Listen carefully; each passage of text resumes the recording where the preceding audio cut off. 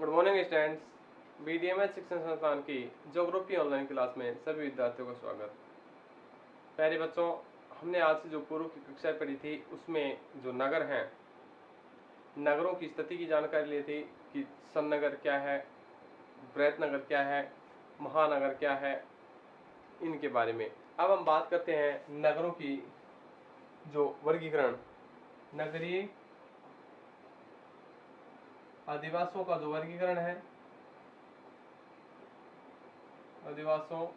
नगरीय अधिवासों का वर्गीकरण।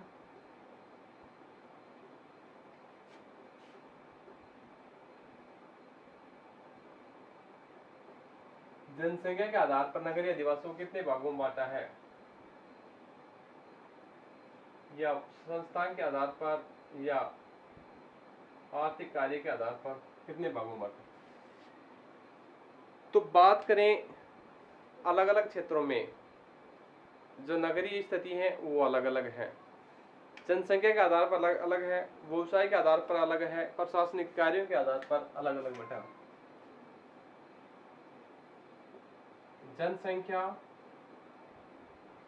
के आकार के आधार पर, ठीक है। दूसरा है आकार के आधार पर, दूसरा है व्यवसाय के आधार पर, तीसरा है प्रशासनिक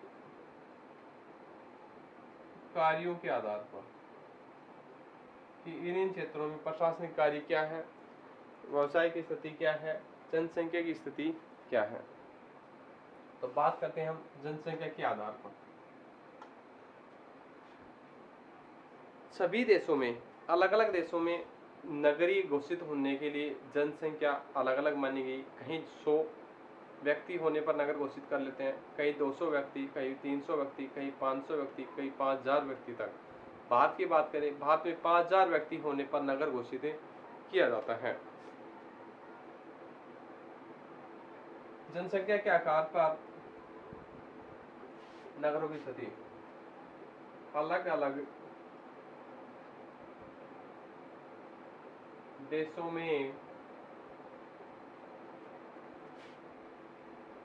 इनकी जनसंख्या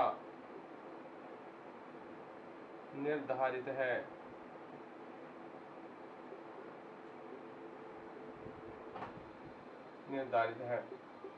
सभी क्षेत्रों में अलग अलग जनसंख्या निर्धारित है।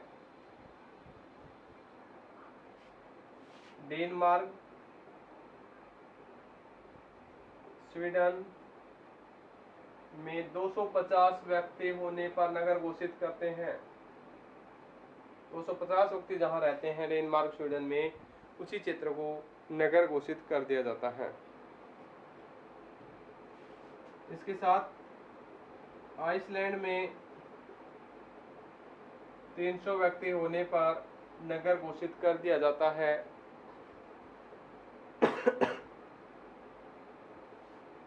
कनाडा के अंदर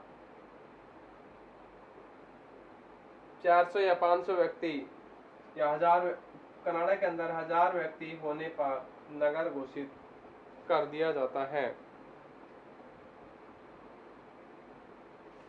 कोलंबिया में 1500 व्यक्ति होने पर, थाईलैंड में 2500 व्यक्ति होने पर, और भारत में 5000 व्यक्ति होने पर नगर, उस क्षेत्र को नगर घोषित कर दिया जाता है। इसी के अलावा जापान में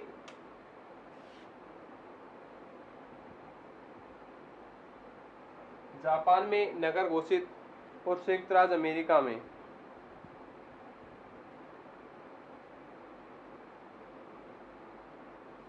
जापान में नगर घोषित होने के लिए 3000 व्यक्ति होने चाहिए।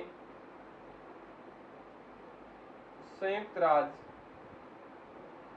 अमेरिका में 2500 व्यक्ति होने पर नगर घोषित कर दिया जाता है। ये है जनसंख्या के आधार पर अलग अलग क्षेत्रों में नगरों की घोषणा। डेनमार्क स्वीडन में 250 व्यक्ति, आइसलैंड में 300, कनाडा में 1000, कोलंबिया में 1500, भारत में 5000, थाईलैंड में 2500, जापान में 3000 और संयुक्त राज्य अमेरिका में 2500।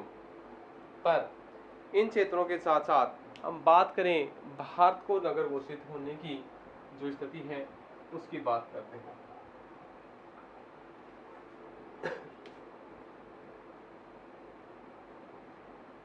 भारत में नगर घोषित होने के लिए 5000 जनसंख्या प्लस जनसंख्या घनत्व 400 व्यक्ति प्रति वर्ग किमी होना जरूरी है। ठीक है, ये थी जनसंख्या के आकार के आधार पर। अब है व्यावसायिक संरचना के आधार पर।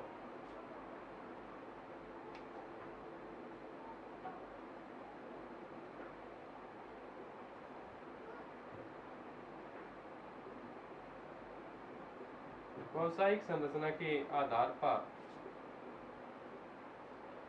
व्यावसायिक संरचना के आधार पर अलग अलग देशों में अलग अलग स्थिति मानी गई है कि उनके कार्य हैं, उनकी स्थिति है, उनके व्यवसाय कैसे हैं। अगर व्यवसाय गैर कृषि कार्यों में है तो नगर घोषित किया जा सकता है, अगर व्यवसाय कृषि कार्यों से लगे हुए हैं तो नहीं कर सकते हैं। अलग अलग क्षेत्रों में है। नगर घोषित होने के नगर बनाने के लिए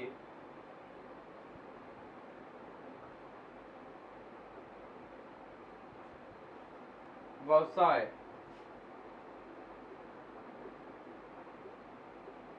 महत्व माना है। गैर कृषि कार्यों में लगे लोगों का प्रतिशत नगर निर्धारण में सहायक है। कई देशों में 50% गैर कृषि कार्य में लगे लोगों के आधार पर नगर घोषित हो जाते हैं। तो बात करें भारत में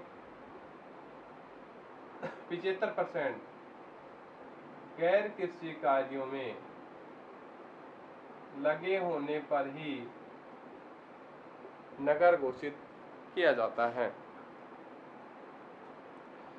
यानी यहाँ जो नगर घोषित होने की व्यवस्था है अलग अलग क्षेत्रों में, कई देशों में 50% गैर कृषि कार्यों में लगे हुए व्यक्ति हो तो नगर घोषित हो सकता है। और भारत में 75% लोग गैर कृषि कार्यों में लगे होने पर ही इस भाग को, किसी क्षेत्र को नगर घोषित किया जा सकता है।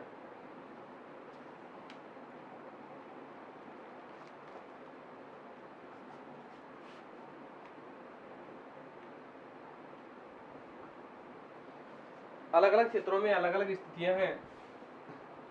अब बात आती है प्रशासनिक स्तर की।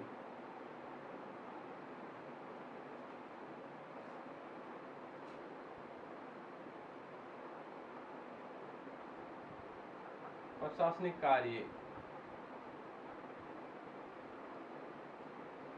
किसी भाग को नगर घोषित करने के लिए वहां की प्रशासनिक व्यवस्था बहुत महत्वपूर्ण मानी गई है कि प्रशासनिक व्यवस्था सुदृढ़ होगी, छावनियां होगी, कार्यालय होंगे,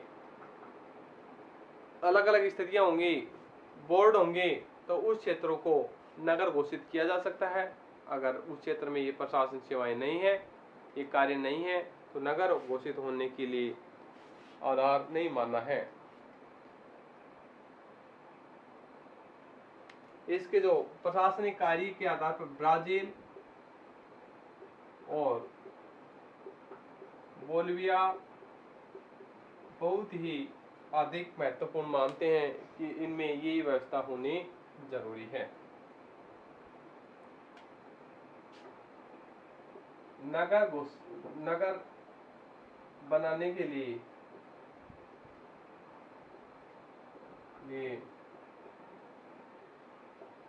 प्रशासनिक कार्य भी काफी महत्वपूर्ण माने हैं।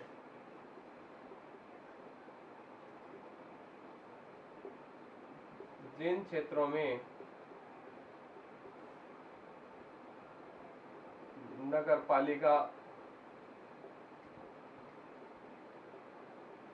नगर प्रशासन,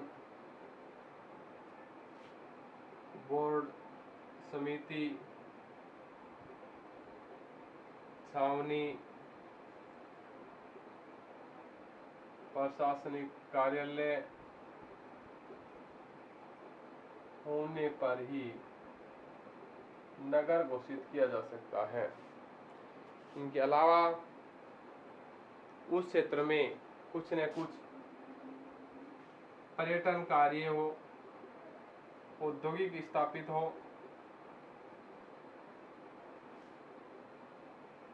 व्यापारिकरण की स्थिति हो, ये भी गतिविधियां, परिवहन सुविधा हो,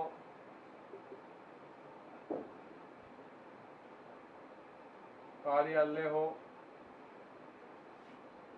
और प्रशासनिक व्यवस्था अच्छी होने पर ही उस क्षेत्र को नगर घोषित किया जा सकता है, वरना नगर नहीं घोषित हो सकता। तो अलग अलग देशों में अलग अलग रूपरेखाएं होती है नगर घोषित करने की। वहाँ पर जनसंख्या का आकार भी देखा जाता है, व्यवसाय देखा जाता है और प्रशासनिक व्यवस्था भी यहाँ की देखी जाती है, तभी उस विभाग को नगर घोषित किया जाता है।